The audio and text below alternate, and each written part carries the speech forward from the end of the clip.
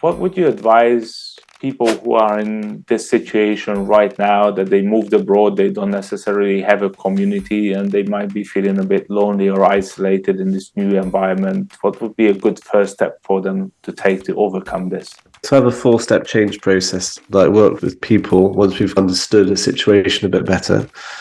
And early on in those 4 steps, step 2 actually is self-compassion. So that's really important to say it's okay to feel this sense of loneliness and sadness. And that's important because part of the expat experience sometimes is this idea of what other people think. Other people think, oh, I'm living an amazing life and what a great journey it is. And I've got to be posting all these things on Facebook and Instagram and what have you about, look at me having a great time. And there's a certain pressure that I shouldn't be feeling this way. I should be happy. I should be grateful or what have you. So actually early on, it starts with self-compassion. It starts with, it's okay to feel these things. We don't have to force them away. We can accept them. We then ask a question of, do we want our actions to be defined by those emotions? And that's a slightly different thing.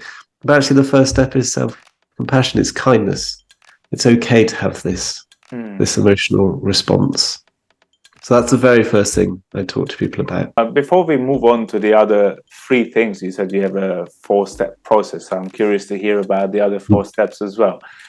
I'd like to ask, when people go through this sorrow, let's say, or they feel like they need to fit in, you said there is an element of peer pressure from social media that's coming into this, that they should be feeling amazing and they need to portray that their life is great, even they're not feeling that way. Why do you think that is? Probably inherent in the way that Facebook has evolved and social media has evolved. It's let's post pictures of ourselves having a great time, and then you get into almost like social media anxiety. Why am I not having such a good time as them? They're always doing fun things. My life isn't as fun as them. So you can almost get a social media anxiety on the other side. It's probably in the nature of the beast, I think. And I think human beings, they can often be a case of the grass is greener. People always think the grass is always greener on the other side. So they must be having a great time. They're in America, they're in France, they're in wherever. So I think it's probably partly the human condition and partly just the systemic nature of social media. Thanks. That's really valuable to understand how this motivates us to feel a certain way, even though we don't have to comply, right? We don't have any obligations to comply. It just triggers these negative feelings sometimes, maybe, right? Unwanted feelings, as I call them. We try and move away from the language of negative feelings. There are unwanted feelings.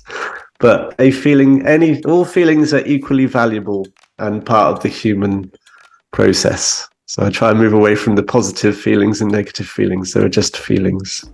It's interesting when you take the labels of them.